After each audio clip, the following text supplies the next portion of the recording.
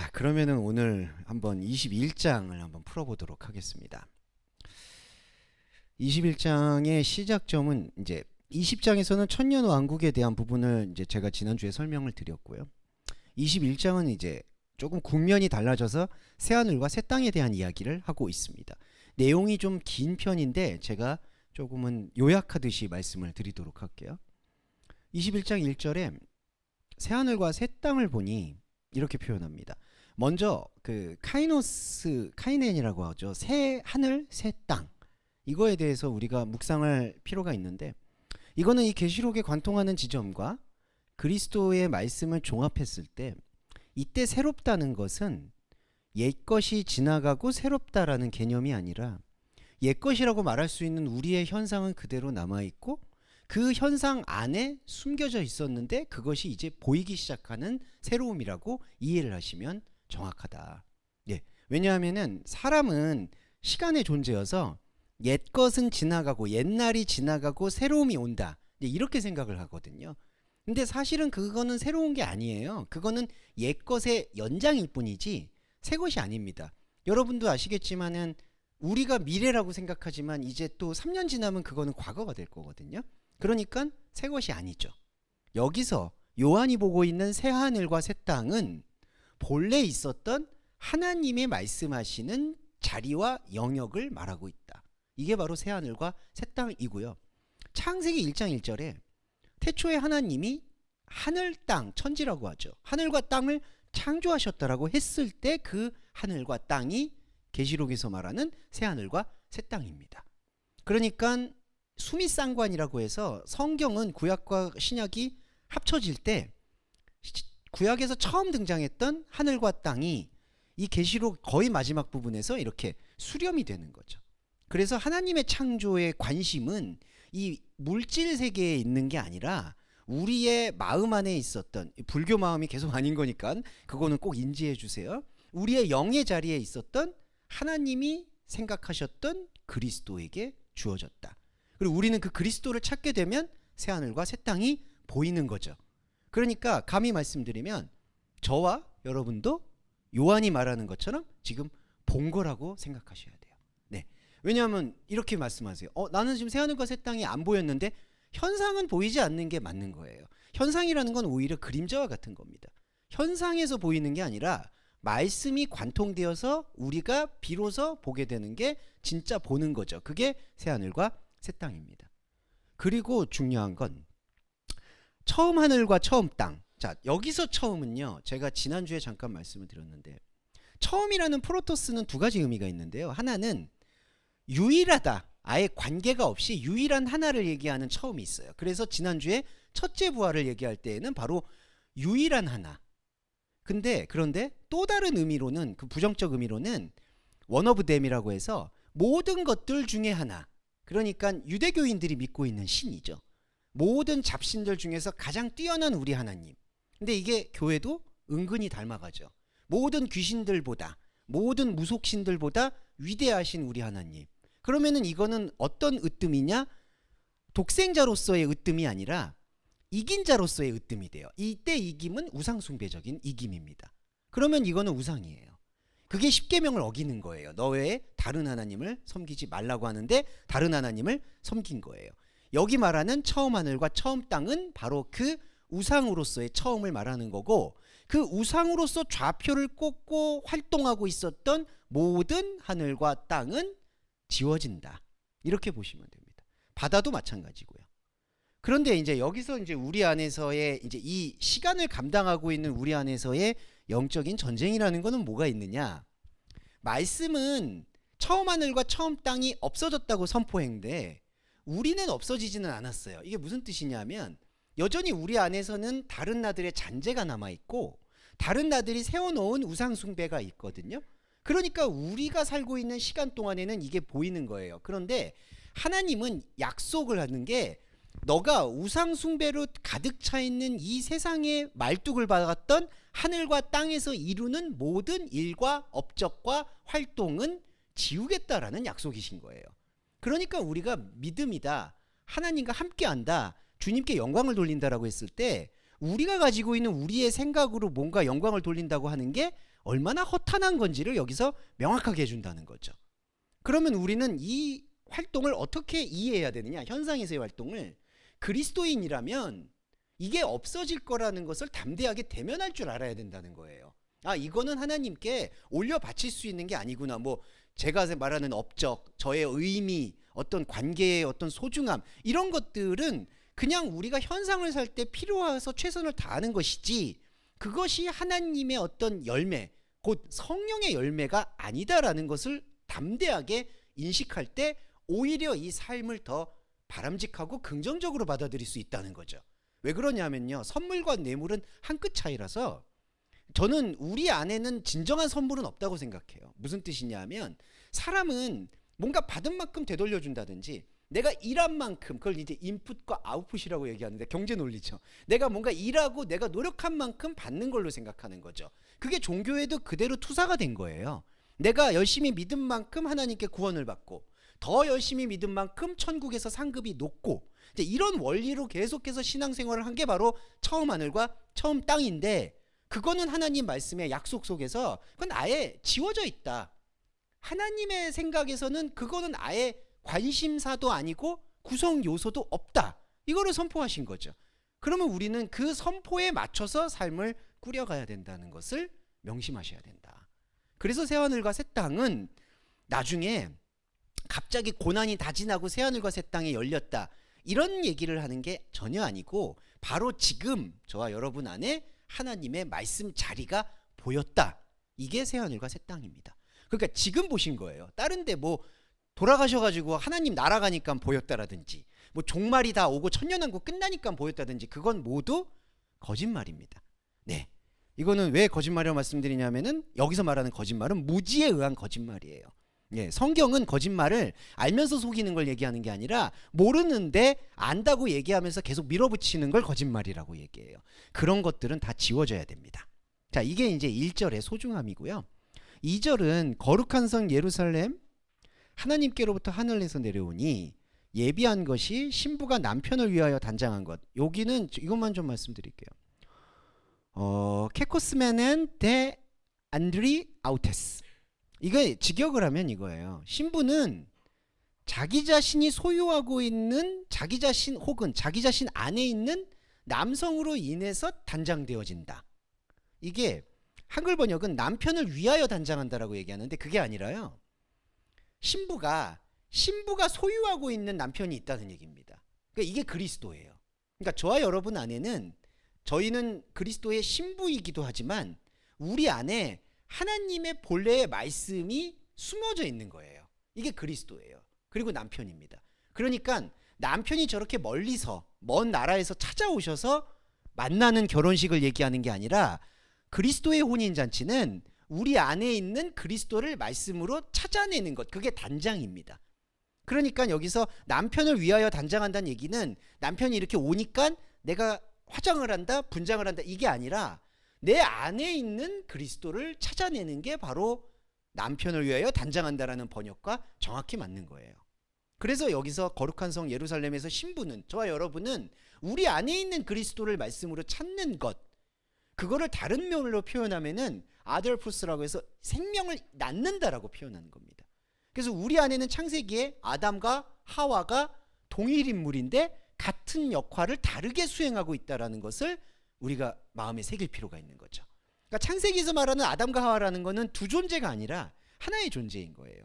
우리 안에서 그리스도를 발견하는 건 하와의 역할이죠. 근데 그리스도가 생명으로 잉태가 되면은 우리는 하나님께 칭의, 의롭다 여겨지면서 우리는 하나님 앞에 남자로 불려지는 겁니다. 이게 남자답게 강건하라는 바울의 권면이에요. 자, 그렇게 이해하시면 우리 안에 신부와 신랑이 함께 움직이고 있다라는 것을 유념하실 수가 있고요. 자, 이렇게 해서 우리 안에서 영적 순환이 일어나면 4절에 하나님이, 3절 후반부에 하나님이 저희와 우리와 함께 계셔서, 여기서 함께 있다라는 게 메타 전치사인데, 함께 있다라는 것은 이렇게 곁에 옆에만 함께 있다는 얘기가 아니라 하나님이 우리 안에 생명 말씀으로 흡수되고 스며든다는 뜻입니다. 그러니까 우리가 이런 말씀 인식에 눈을 계속 뜨게 되면 하나님이 우리 안으로 더 깊게 깊게 스며든다라는 것을 바로 하나님이 우리와 함께 있다는 뜻이고요. 함께 있게 될 때 나타나는 중요한 영적 효능이 4절에 나크리온, 눈물을 눈에서 씻긴다라고 해요. 이때 눈물은 비늘을 뜻합니다. 그러니까 우리를 가로막고 있는 거. 왜냐하면은 사람의 존재는 어릴 때부터 성인이 되기까지 하나님을 모르는 것과 함께 뒤엉켜 살아왔다라는 것을 부정해서는 안 돼요. 우리의 교육도, 우리의 종교도, 우리의 신앙도 모두 하나님과는 다른 것 안에 있는 우상숭배적인 것들로 가득 차 있습니다. 학교에서는 비판하지만 경쟁을 가르치고 쓰임새를 가르치고 너가 세상에서 쓸모있는 사람이 되라는 것만 가르치는 게 학교 교육이에요. 그게 지금 대학에서는 아예 실용학과만 인정받고 있고, 자, 그거는 사회적으로 비판을 안 해도 나오는 현실입니다. 그러다 보니까 우리는 신앙을 받아들여도 이 눈에 비늘이 씌워져 있다는 거죠. 그래서 바울이 다메섹 도상에서 했던 체험이 비늘이 너가 씌워져 있다라는 것을 하나님께서 말씀으로 보여준 사건이에요. 그래서 눈이 멀었다는 건 바울이 지금까지 알고 있었던 율법과 하나님이 완전히 우상이었다라는 것을 극명하게 보여준 게 바로 눈에 비늘을 씌운 사건, 비늘을 벗긴 사건입니다. 그래서 우리 그리스도인도 이 눈물이 눈에서 씻긴다는 건 이렇게 감정적으로 울고 감동하는 거를 이렇게 씻어준다라는 그런 위로의 표현이 아니라 매 순간 말씀으로 우리 안에 비늘을 벗기실 거라는 거예요. 비늘을 벗기면 제일 중요한 건 사망이 지나갑니다. 이때 사망은 이 육신 사망을 얘기하는 게 아니라 하나님을 알지 못했던 그 억울함에서부터 우리를 풀어주시는 거예요. 하나님을 모르는 게 사망입니다. 하나님을 모르는 채로 가는 게 지옥이고요. 그렇기 때문에 지금 현재도 하나님과 교감을 이루지 못하면 그건 지옥입니다. 그런데 문제는 사람에게 고통스러운 건 지옥이면 지옥인 대로 그냥 살아야 되는데 그게 아니라 애통하고요, 곡하고요, 아프고요, 계속해서 발버둥을 쳐요. 이게 사람이 갖고 있는 소중하지만 되게 안타까운 거예요. 왜냐하면 사람 안에는 하나님을 알고자 하는 혼의 파편, 곧 흔적이 있기 때문에 하나님이라는 존재가 말씀으로 주어지지 않아도 계속 뭔가 종교적이고 신앙적이고 의로운 것이나 아니면 깨끗한 것이나 도덕적인 것을 찾으려고 노력을 해요. 참 이거는 순수하고 좋은 마음인데, 근데 그 마음이 하나님의 생명과 맞닿지 못하면 점점 사망에 붙들린 채로 애통하고 곡하고 아파한다는 겁니다. 그러니까 그런 것들을 쓸어버리기 위해서는 이 눈에서 눈물이 벗겨져야 된다. 그걸 우리의 이 흐름 속에서 찾아보실 수 있다는 것을 꼭 말씀드리고 싶었고요. 자, 그러면서 이제 오늘은 조금 말씀이 기니까 쭉 나가면서 얘기를 해볼게요. 6절에서 나는 알파와 오메가. 자, 여러분, 이 알파와 오메가 처음과 나중이라는 걸 얘기하는 거는 뭐 하나님의 아들이 이렇게 위대하다라는 걸 얘기하려는 게 아니라 새하늘 새 땅을 강조하려는 거예요. 왜? 새하늘 새 땅이 아까 말씀드렸듯이 인간의 시간이 아니라 하나님의 시간이고, 하나님의 시간이라는 것은 사람이 생각하는 시작과 끝을 통합시켰다는 뜻입니다. 그래서 이거를 우리가 이제 묵상할 때 크로노스와 카이로스의 차이라는 건데, 크로노스는 그냥 과거, 현재, 미래의 직선의 시간이고, 카이로스는 그 직선의 시간을 창조하고 그 직선의 시간 안으로 친히 찾아온 시간, 이거를 성육신의 시간이라고 말씀드릴 수가 있어요. 그게 바로 처음과 나중이라고 말씀하신 그리스도의 말씀에 밝혀주시는 겁니다. 그러니까 우리가 말씀을 듣고 읽고 해석하고 받아들일 때 모두 이 초점을 여기에 맞춰야 된다는 거예요. 이 말씀이 우리가 생각하고 있는 이런 직선의 생각에 맞춰지는 말씀이 아니라 이 직선의 굳은 생각을 깨고 새로운 하나님의 생각을 집어넣는 말씀이다라고 봐야 된다는 걸 새하늘 새 땅과 연결지어서 말씀을 드렸고요. 나는 알파와 오메가요, 시작과 끝이다. 그러면서 7절에 이기는 자는 유업이다. 여기서 이기는 건요, 사단과 싸워서 이긴다는 얘기가 아니라 우리 안에 있는 선악의 관점을 내려놓는 걸 이기는 거라고 말하는 겁니다. 선악의 관점을 내려놓는다는 건 무엇이냐? 내가 하나님처럼 되고자 하는 욕망으로 다른 사람 혹은 내 자신을 판단하거나 정죄하거나 심판하는 그 모든 걸 멈춘다는 게 바로 선악을 내려놓고 이기는 자가 되는 거예요. 여러분, 여기서 제일 중요한 거는 여러분 자신에 대한 죄책감의 고리를 지워야 됩니다. 그 종교는, 이건 좀 심하게 말씀드리는 게 아니라 정확하게, 종교가 선악에 묶여 있으면 옛날에 종교개혁 이전에도 면죄부를 팔았듯이 이 종교는 죄책감을 먹고 살아요. 내가 잘 살지는 않았는가, 내가 다른 사람에게 해를 입히지는 않았는가. 참 그거는 사람에 있는 양심의 아름다운 마음인데 그거를 종교가 말씀으로 악용을 하는 겁니다. 너 죄 지었지. 일주일 동안 죄 지었으니까 회개 기도해. 저는 퍼뜩퍼뜩 놀라는 건 교회 주일 예배 중에 순서에 참회 기도 같은 게 있어요. 그때 또 꼭 일어나래요. 또 여러분 아시겠지만, 예, 뭐 성당은 말할 것도 없고 성당은 너무 많이 일어나서 제가 그것 때문에 무릎이 아플까봐 미사는 못 드리겠구나, 못 하겠구나 이거고, 예, 정말 저는 미사 체질은 아닌 것 같아요. 수시로 일어나라고 하더라고요. 근데 이제 기독교는 그걸 좀 벗어나야 되잖아요. 근데 그것도 아니고 참회 기도할 때 일어나라고. 그거는 진짜 경악스러운 거예요. 일주일 동안 자범죄를 왜 일주일 동안 교회에서 말하냐고요. 그거는 자기가 생각하는 양심에서 내가 잘못했었구나 그냥 그렇게 풀고 가야 되는 거예요. 용서도 마찬가지예요.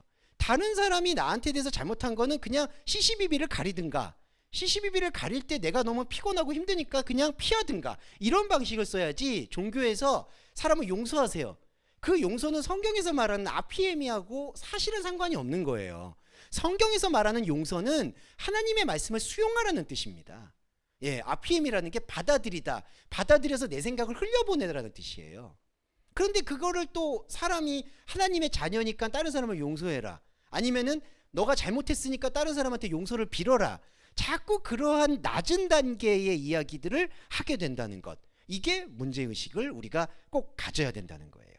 자, 이 말씀을 제가 드렸던 이유는 이기는 자들은 그런 관점을 넘어서서 말씀을 수용하고 일상생활에서는 우리의 양심과 우리의 소신에 따라서 행동하고 자기의 삶에 책임을 지는 자세가 필요하다. 우리 삶에 왜 하나님이 책임을 지십니까? 우리가 책임을 지고 나아가면서 말씀을 보고자 할 때 어려운 일들에 대해서 하나님께 배려의 기도를 요청하는 게 정확한 방식인 거죠. 이렇게 이제 재편을 해야 되는 게 바로 이기는 자의 태도라는 거예요. 이게 저와 여러분의 영적인 말씀을 심었을 때 나타나는 필연적인 반응인데, 자, 중요한 건 8절이에요. 그러나 두려워하는 자들, 믿지 아니하는 자들, 흉악한 자들, 자, 이런 사람들은 둘째 사망이 기다리고 있다라고 얘기하는데, 이건 어떤 의미냐?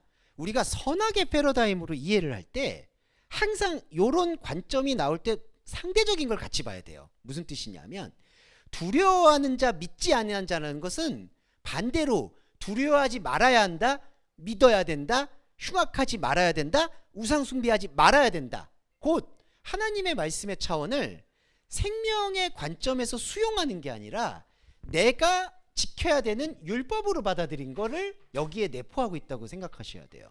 그러니까 두려워한다라고 얘기하는 이 말씀 안에는 두려워하지 말아야지라는 인간의 종교적인 결심을 갖고 있는 사람들도 둘째 사망 안에 빠져든다는 얘기예요.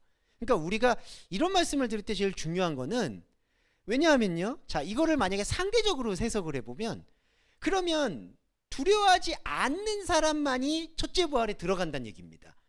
그렇죠. 두려워하는 자들은 둘째 사망에 빠진다. 흉악하는 자들. 근데 마태복음 산상순에서 예수님이 너의 마음 안에 간음만 있어도 간음이라고 얘기하셨어요. 그러니까 우리가 인생을 살면서 두려워하지 않는 경우가 과연 있을까요? 저는 공포영화 한 장면만 봐도 두려워가지고 영화관을 뛰쳐나오는데, 그럼 그거 두려워한 거잖아요. 그러니까 이거를 문자 그대로 해석할 수 있는 여지를 우리가 과감하게 영적인 패러다임으로 뛰어넘어서 이 두려워하는 자들 믿지 않는다는 건요, 반대로 내가 믿으려고 노력하는 것도 둘째 사망이라는 얘기예요. 믿음이라는 게 우리가 믿는다고 해서 믿어지나요? 그렇게 되면요, 안중근 의사님만 사실은 구원을 받는 거예요, 여러분. 이순신 장군이나. 그러니까 완전히 철인 같은 신념을 가진 사람만, 내가 지금 누군가가 저기 와서 내 목을 잘라도 내 소신을 변개하지 않겠다는 사람만 구원을 받는다는 얘기입니다. 말도 안 되는 얘기입니다. 그러니까 믿지 않은 자의 반대, 믿으려고 하는 마음, 이때는 그러니까 성경에 말하는 믿음을 새롭게 받아들여야 된다는 거죠.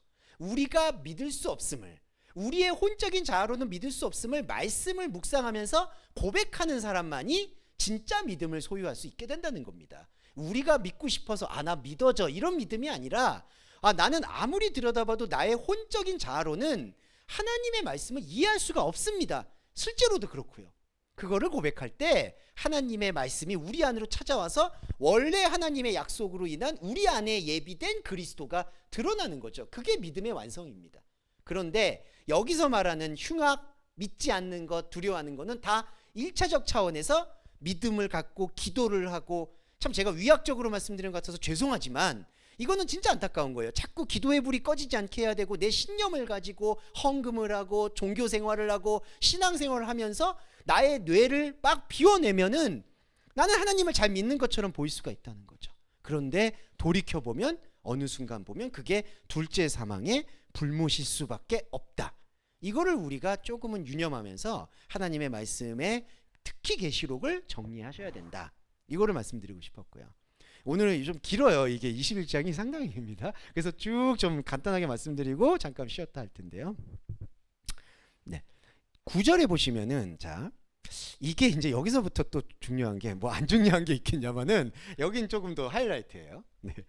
7 대접을 가지고 7 재앙을 담은 천사가 약간 뜬금없이 갑자기 마지막 7 재앙을 가지고 옵니다. 자, 왜 7 재앙을 가지고 올까요?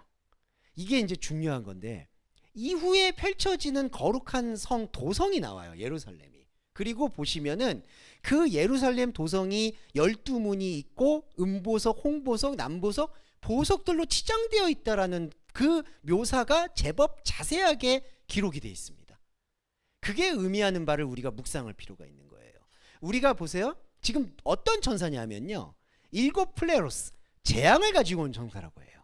이게 뭐냐? 자, 마지막 결별이에요. 마지막 결별이 뭐냐 하면, 이때 유대인들도 그렇고요, 그 다음에 이때 당시 2000년 전에 기독교인도 그렇고요, 지금 우리 기독교도 그렇고요, 카톨릭도 그렇고요, 다 뭐에 대한 열망을 놓지 않고 있냐면은 새 예루살렘에 대한 그 욕망을 놓지 않고 있어요.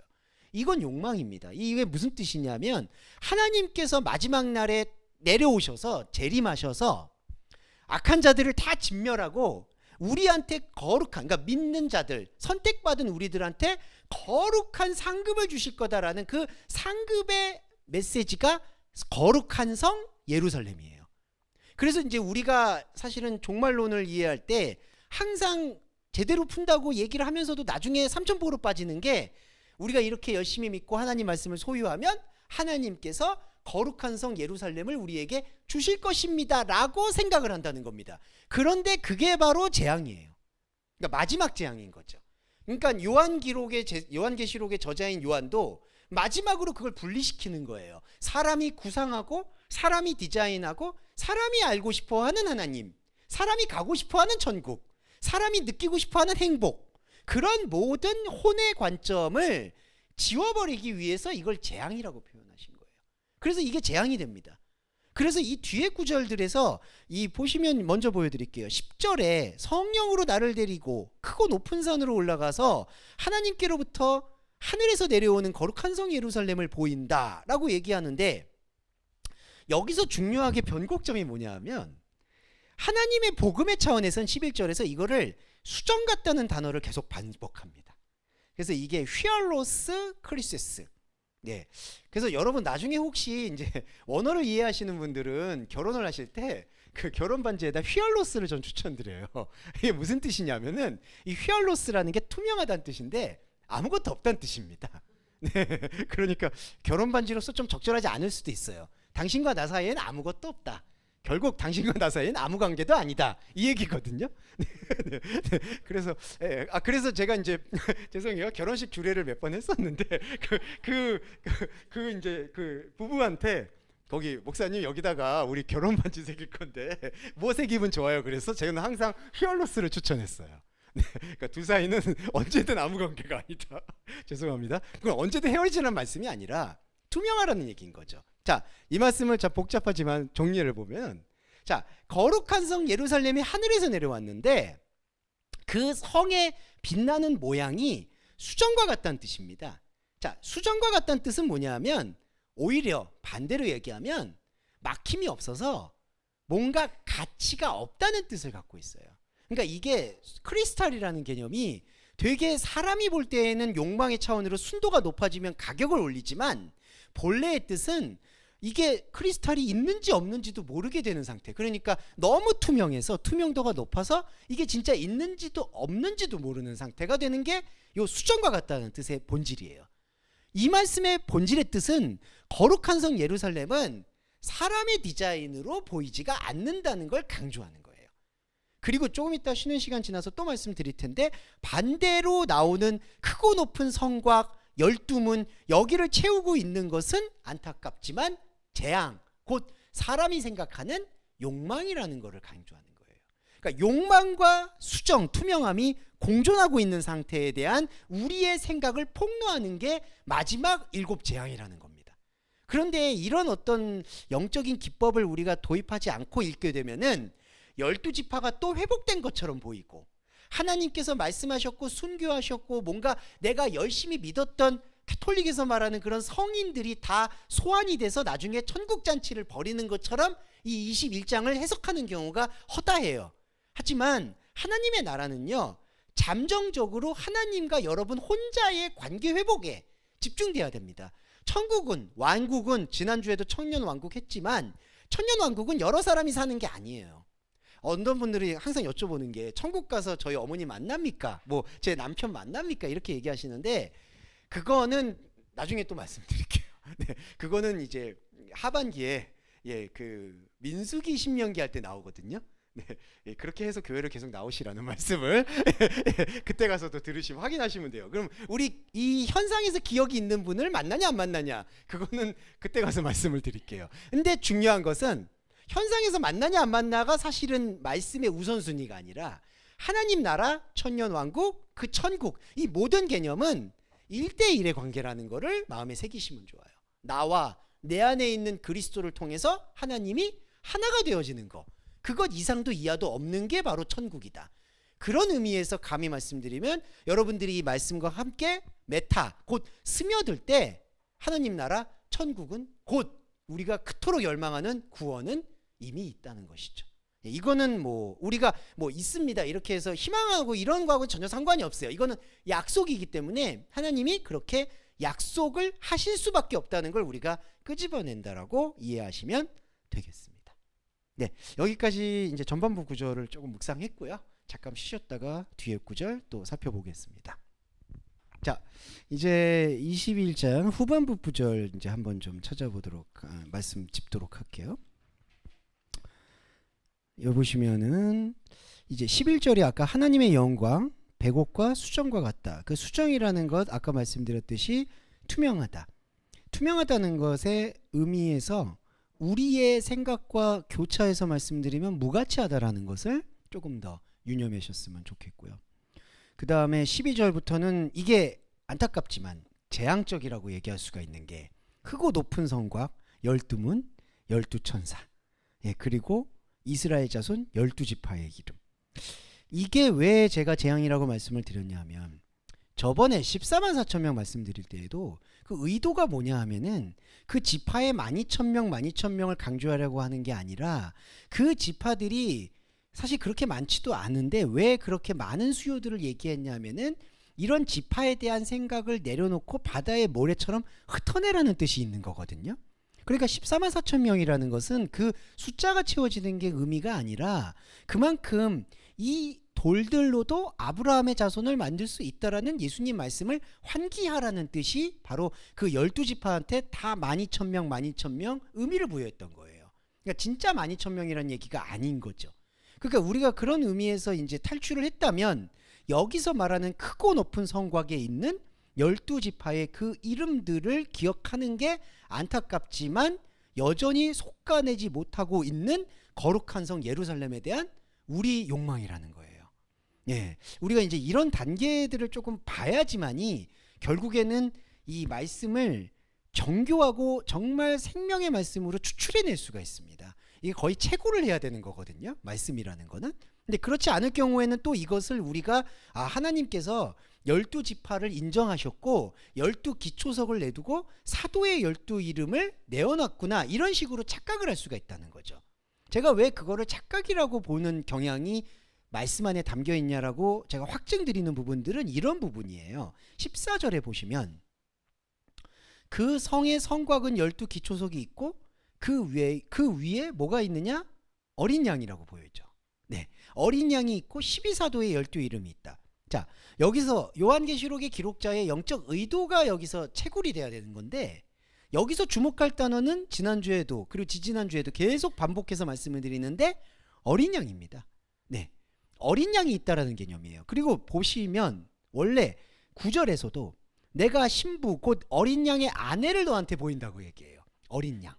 그럼 어린 양이 무슨 뜻이냐? 계시록에서 보시면 바로 이사야서의 말씀의 성취와 같이 흠모할 만한 것이 없는 무가치한, 그러니까 세상의 눈에 볼 때 무가치하다는 거죠.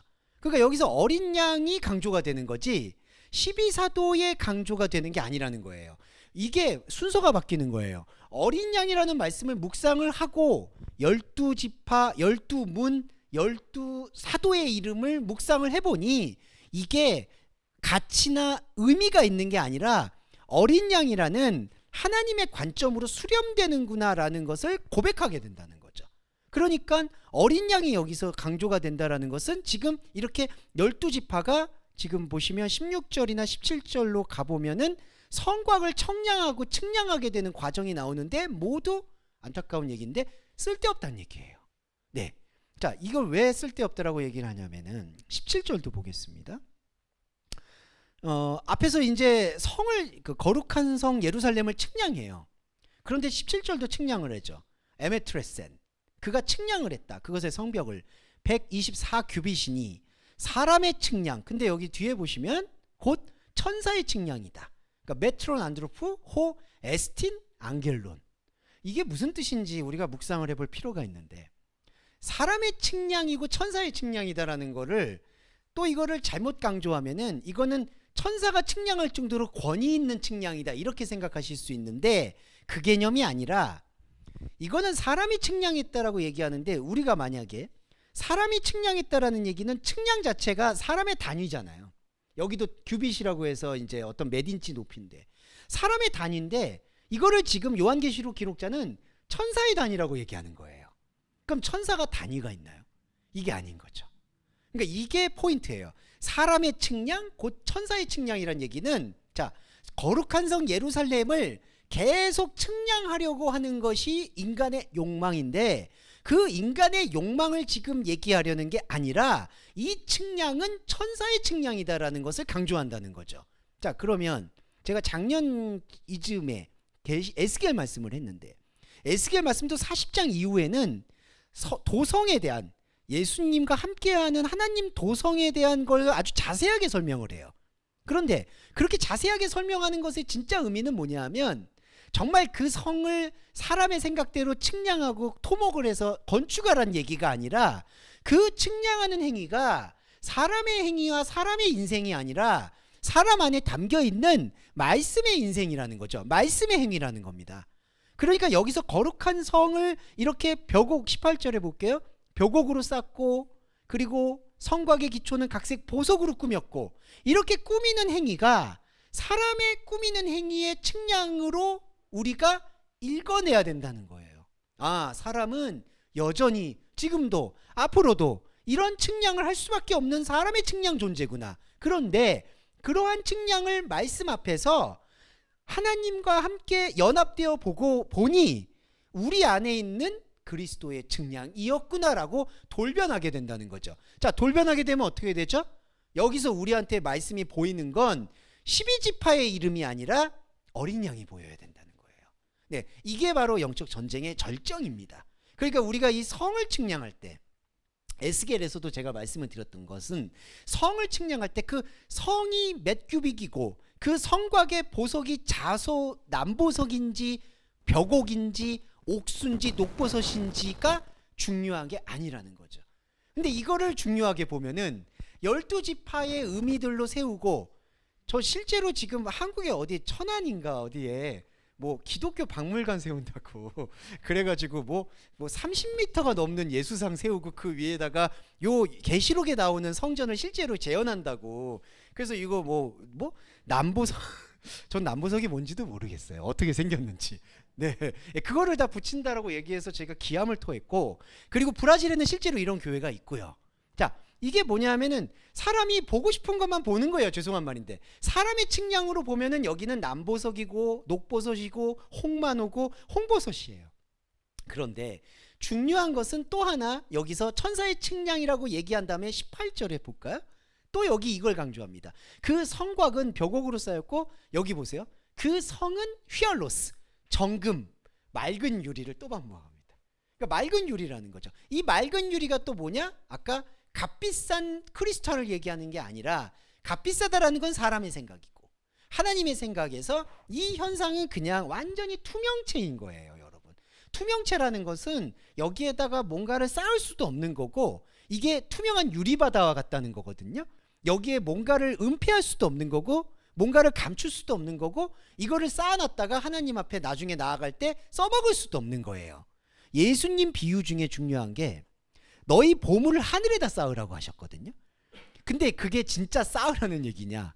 하늘이 쌓을 곳이 없어요. 여러분 아시겠지만.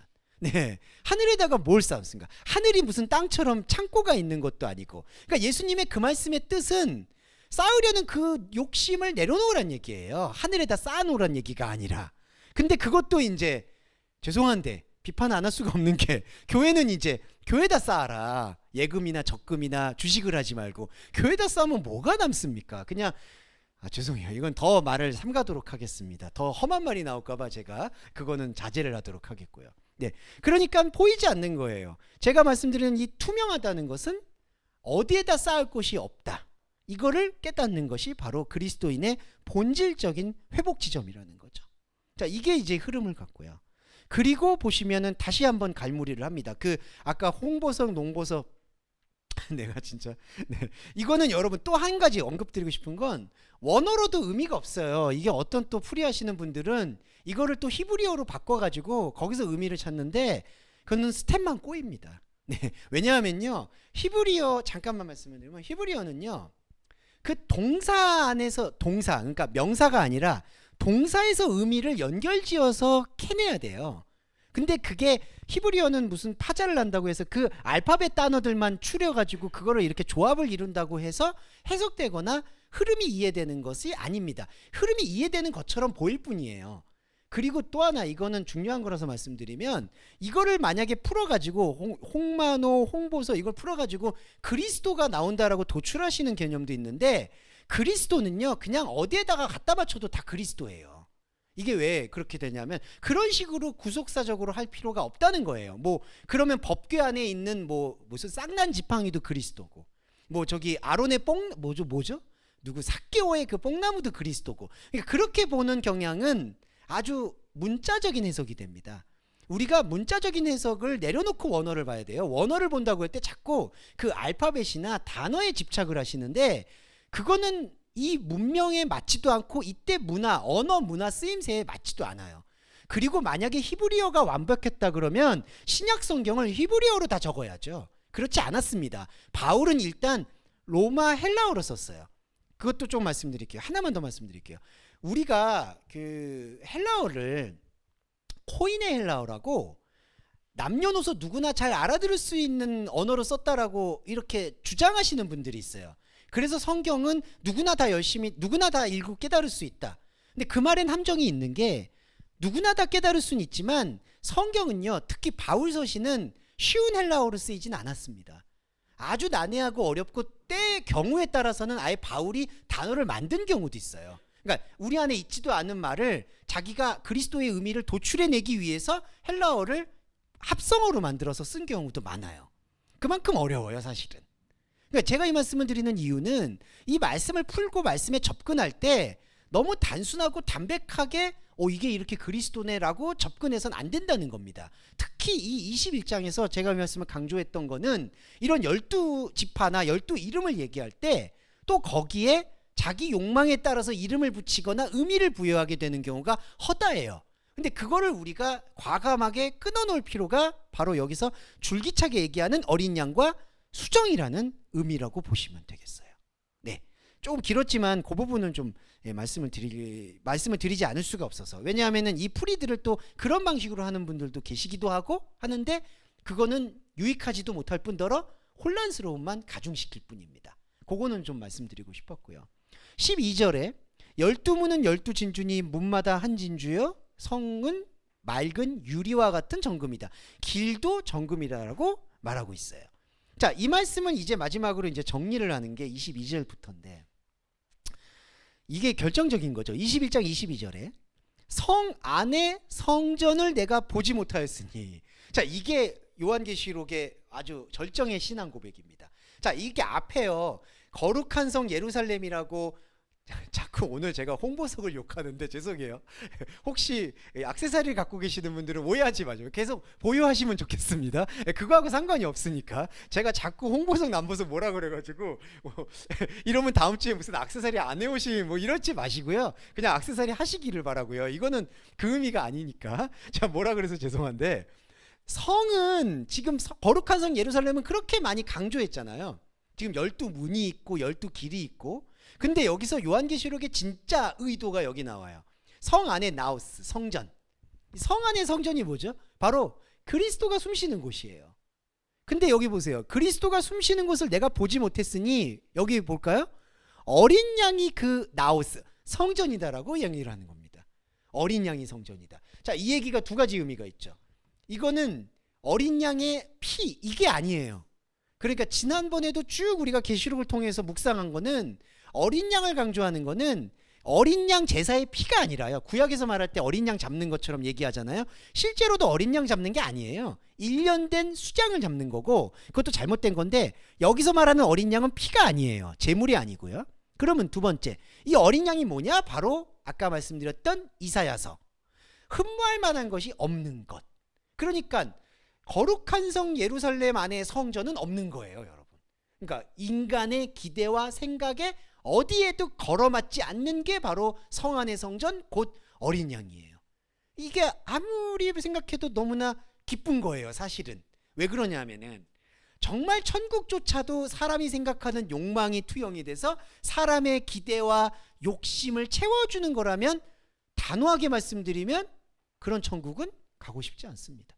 왜냐하면은 사람이 여기서 살고 있는 것 안에도 빈부격차도 느끼고, 나보다 다른 사람이 더 많은 걸 가지면 힘들고 그러는데, 천국에서조차 내가 그걸 이뤘다고 그런 걸 누리려고 하는 그 욕심의 노예가 된다? 그거는 저는 천국이 아니라고 봐요. 그거는 다 욕망의 끝입니다. 그러니까 하나님이 진짜 주시는 말씀은 어린 양이에요. 우리 인간의 눈에 볼 때에는 모두 흘러갈 수밖에 없는 어린 양. 하지만 반대로 우리 안에 있는 현상의 모든 욕심과 인간의 기본적인 것들을 말씀을 통해서 쓸어내버리면, 옛 하늘과 옛 땅, 처음 하늘과 처음 땅이 쓸어내버리면 그 자리가 텅 빈 게 아니라, 그 자리를 채우는 것은 사람이 생각할 때는 어린 양이었지만 하나님이 생각할 때는 약속이 들어온다는 거죠. 그러니까 그 약속은 헤아릴 수가 없다라고 해서 바울이 삼층천이라고 얘기한 것 뿐이에요. 우리가 우리의 안목으로 헤아릴 수 없는 거지, 그 세계의 풍요로움을 우리가 우리의 입으로 담을 수 없을 만큼 풍요롭다는 거죠. 근데 이제 제가 그 말씀을 조심하는 이유는, 바울도 그거를 말할 수 없다라고 얘기하는 이유는, 자, 사람의 언어라는 게, 사람의 말이라는 게 하나님이 없는 바벨의 말을 닮아버렸기 때문에, 아, 하나님의 나라 진짜는 정말 여기보다 훨씬 더 풍요로워라고 얘기하는 순간, 또 인간은 거기에 굴레에 사로잡힌다는 거예요. 네, 정말 인간은 얄궂습니다. 그러니까 그러니까 또 주목사가 얘기하는 건, 어린 양이 사람 가치는 아니다, 하나님 가치야, 하나님 가치는 있는 거야 라고 생각하게 되는 순간, 또 하나님 가치는 이럴 거야 저럴 거야, 우리 안에서 또 어떤 상상의 나래를 피운다는 거죠. 그래서 조금은 힘드셔도 그 예봉을 자꾸 깎아내야 된다는 거예요.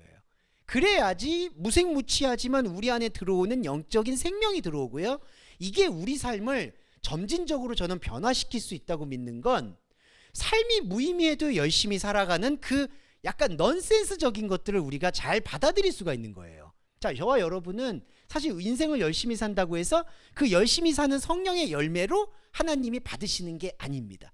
그리고 아시겠지만, 또 높아시면서 말씀드리지만, 그거를 받으시면 더 불행한 거예요. 우리가 아무리 열심히 한다고 해도 우리 열매는 비참하고 초라하기 그지없습니다. 솔직히 대통령이 된다고 해도 그게 초라하기 그지없죠. 전직 대통령들을 보세요. 초라하기 그지없어. 네, 현직 대통령도 보시면 초라합니다. 그리고 뭐 세계에서 권력을 잡았다, 뭐 많은 돈을 벌었다, 다른 사람들이 그거를 셋업이라고 생각하는 거지, 본인은 그게 좋을지 안 좋을지 누가 알겠습니까? 늘 불안하죠. 그러니까 세상에서의 열매를 하나님께 드린다는 것이 하나님이 안 받는다는 게 얼마나 기쁜지 모르는 거예요. 우리가 뭘 한다 열매 돌린다는 건 아무 가치가 없는 거죠. 그리고 무의미하죠. 그런데 그 무의미함을 우리가 이해하면서도 우리는 인간이 그리스도인이 아닐 경우에는 이게 의미가 없는데 왜 해? 이렇게 길들여졌잖아요. 그러니까 쓸모없으면 안 하려고 했잖아요. 그런데 말씀이라는 것은 이 쓸모없다라는 어린 양을 이해하고 그 쓸모 있냐 없냐라는 그런 인간이 생각하는 가치 기준과 무관하게 내 안에서 살아 숨쉬는 하나님과의 교감에 대해 원초적인 영적인 기쁨에 침잠 깊이 빠져들게 되면 이 삶이 투명해진다는 거예요. 이 삶에 크게 기대하는 것도 없지만 크게 실망하는 것도 없습니다. 네, 실망하는 게 없으면 여러분 담대하게 내 삶을 양심껏 꾸려갈 수 있다라는 것을 조금씩 말씀드리고 싶어요. 그거는. 네. 그러니까 이 오해의 소지가 많은 것들이 뭐냐면 우리가 말씀을 들을 때에는 삼층천에 대한 얘기를 할 수가 없고 그걸 하는 것이 조심스럽기 때문에 그 말씀들은 거의 번외가 되다 보니까 자꾸 허무하다는 생각을 많이 하시는 것 같아요. 그러니까 이 삶을 그러면은 내가 왜 살아야 돼? 근데 여러분 왜 살아야 된다라는 그 생각이 선악과의 그러니까 거기에 묶여 있다는 생각을 좀 하셔야 돼요.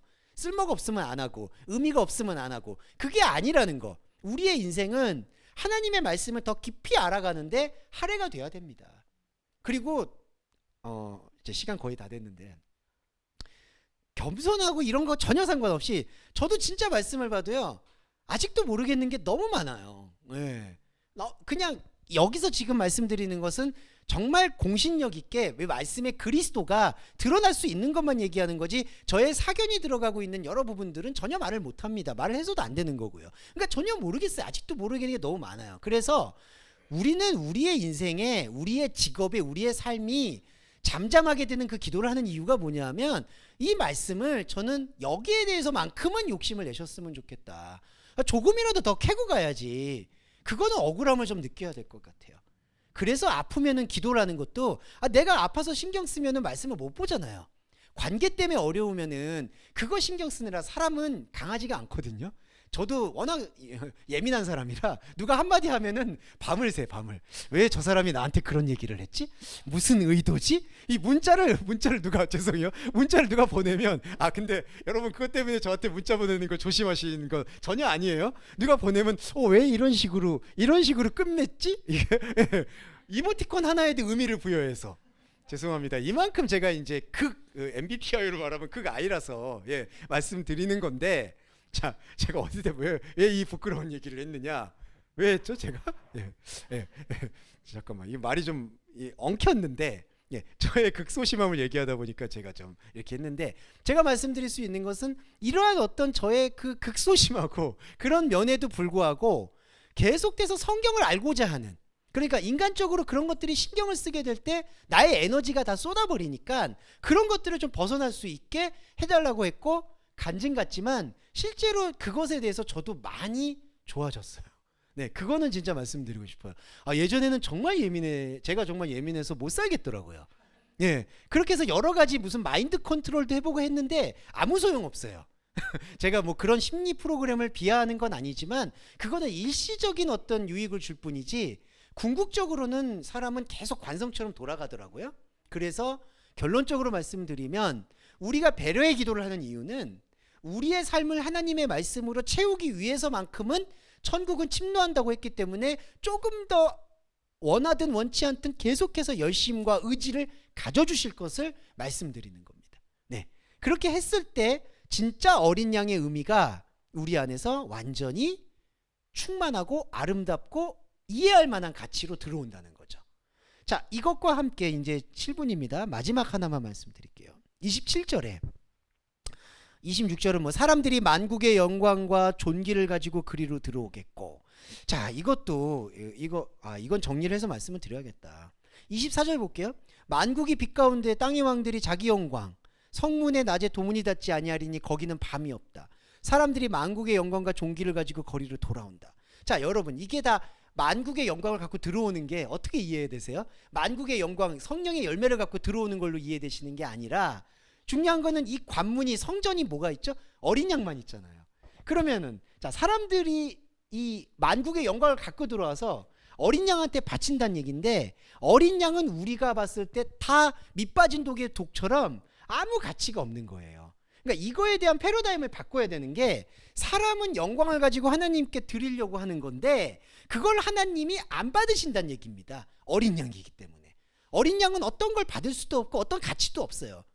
그러니까 완전히 무슨 벌거벗은 임금님처럼 이런 어떤 말도 안 되는 사물에다가 다 바치는 것밖에 안 되는 거예요. 무슨 뜻이냐면, 여기서 만국이 영광을 가지고 들어왔다는 얘기는 신앙 고백을 한다는 얘기예요. 그러니까 영광을 돌린다는 얘기가 아니라, 내가 가지고 있는 만국은 이방의 습관을 뜻하는데, 이방의 습관은 하나님을 기쁘시게 하거나 하나님과 상관할 것이 아무것도 없다라는 것을 얘기하는 게 바로 영광을 가지고 성문 안으로 들어온다는 얘기입니다. 왜냐하면 성 안에 성전은 지금 없어요. 어린 양이에요.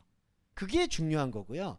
27절에 이게 중요한 게, 무엇이든지 속된 것, 가증한 일, 거짓말하는 자는 결코 들어오지 못하되 어린 양의 생명책에 기록된 자만이 들어온다. 여기서 강조점은 속된 겁니다. 코이노스. 이것만 말씀드리고 마칠게요. 이 속되다는 게 우리는 흔히 종교적인 반대말로 세속적이다라고 얘기하는데, 그거보다 조금 더 의미가 큰 건요, 여기 말하는 속되다는 건 보편적이라는 뜻이고요. 보편적이라는 것이 중요한 거는 이런 사람들이 다 합의하는 내용이라는 거예요. 속된 것은 합의한 내용. 근데 여러분, 신앙은 합의가 아니죠. 이게 왜 중요하냐? 아까도 천국은 하나님과 나와의 관계 설정이고요. 거기에는 사실은 사람들의 증거가 있을 수가 없어요. 그러니까 제가 하나님과 관계를 맺는 거에 대해서 다른 사람에게 설득할 수 있는 게 아니에요. 말씀은요, 사도 바울도 그랬지만 저와 여러분도 설득하고 설득당하는 과정이 아닙니다. 지금 저와 여러분이 여기서 말씀을 나누는 이유는 여러분 안에 있는 그리스도를 발견하는 그 과정인 것이지, 여러분들이 감정적으로나 인간적 관계로 설득당하는 게 아니거든요. 그러니까 말씀은 보편적인 게 아니에요. 제가 아까 그 코이네 헬라어, 코이네라는 게 보편적이라는 얘기거든요. 이 성경은 누가 들어도 이해가 돼야 된다라는 말에 대해서 절반은 동의하지만 절반은 동의할 수 없는 건, 이거는 이해할 수 있는 차원이 아니에요. 사실은 예수님의 말씀은요, 하나만 들어도 이해할 수 없는 것 투성이에요. 그거를 우리가 자꾸 번역을 하든지 해석을 할 때 이게 인간적으로 이런 의미겠거니 하고 자꾸 걸어 맞추는 것뿐이에요. 그게 사람의 생각이 개입이 된 겁니다. 그게 속된 거예요, 여러분. 그러니까 우리가 말씀을 볼 때에는 사실은 모든 순간이 지뢰밭이기도 합니다. 교회를 다닐 때 우리의 신앙관도 중요했지만 또 거기서 나와서 원어를 공부해야 될 필요도 있고, 하지만 원어 안에서도 편협함이 있고, 그걸 또 뛰어넘어서 우리 안에 진짜 하나님의 생명을 새겨야 되고, 그래서 그 과정이 어떤 의미에서는 조금은 이게 좀 어렵고 고단할 수는 있다. 그거는 여러분들과 함께 솔직히 말씀드릴 수 있어야 될 것 같아요. 그런데 중요한 것은, 그렇지 않게 될 경우에 우리 안에 억울하든 억울하지 않든 켜켜이 쌓여온 하나님 아닌 다른 것들의 바벨탑이 우리가 생각하는 것 이상으로 견고하기 때문에 그 견고함이 속된 것을 만들었고, 그 속된 것 안에는 하나님의 말씀이 숨쉴 틈이 없다는 것을 우리가 분명히 새겨야 된다는 거예요. 그걸 새겼을 때 우리 안에 원래 기록되어졌던 생명책이 보이는 겁니다. 생명책은 하나님께서 우리가 믿냐 안 믿냐를 보고 이렇게 기록하는 게 아니에요. 진짜 이것만 말씀드릴게요. 원래 기록돼 있어요. 원래. 그러니까 하나님은 너 잘했어 잘못했어, 너 예수 잘 믿나 보자, 뭐 우상 숭배 안 하나 보자, 너 부모님 공경 하나 안 하냐 보자, 이렇게 보고 내가 적어줄게. 이거는 이제 불교적 상상력이에요. 여기서 선행 베풀면 극락 왕생 가고 안 되면 무간지옥, 이거는 불교적 상상력이고, 그 불교적 상상력이 우리 안에 아주 많이 내재되어 있습니다. 그걸 털어버리고요, 생명책의 기록이라는 건 원래 기록돼 있어요. 중요한 숙제는 우리가 원래 기록돼 있다는 걸 하나님의 말씀으로 캐내야 되는 거예요. 이게 용서입니다. 아까 말씀드렸던 말씀을 받아들이는 것. 네, 형제를 용서한다는 건 형제는 내 안에 다른 나고요, 용서라는 건 그 형제를 내가 수용, 아피엠이 받아들이는 거예요. 내 안에 다른 나를. 이게 다른 사람을 용서하는 거는 성경의 본질이나 우선순위가 아니라는 거를 좀 말씀드리고 싶어요. 네, 용서의 개념은 다음 주에 또 나오기 때문에 제가 조금 미리 말씀을 드렸습니다. 네, 감사드리고요. 이제 배려의 기도와 정리의 기도, 정리 기도와 주기도문으로 예배 마무리하겠습니다. 사랑해 주님 감사합니다. 당신과 함께하는 생명, 당신과 함께 느끼는 거룩함을 우리 안에 심어주심을 또한 진심으로 감사드립니다.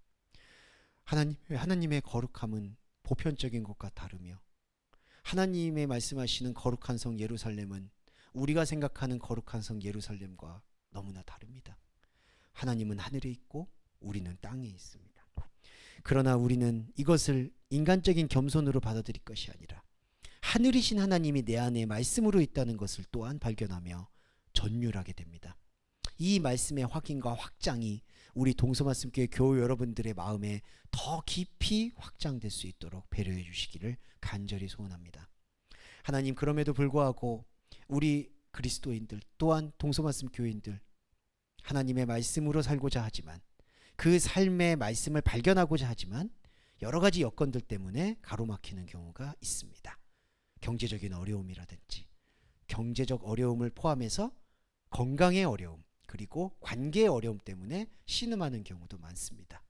주님 배려해 주셔서 그러한 모든 문제들이 최소화되고 하나님의 말씀을 언제 어느 때든 더 강하고 깊게 묵상할 수 있는 환경을 조성해 주시기를 간절히 소원합니다.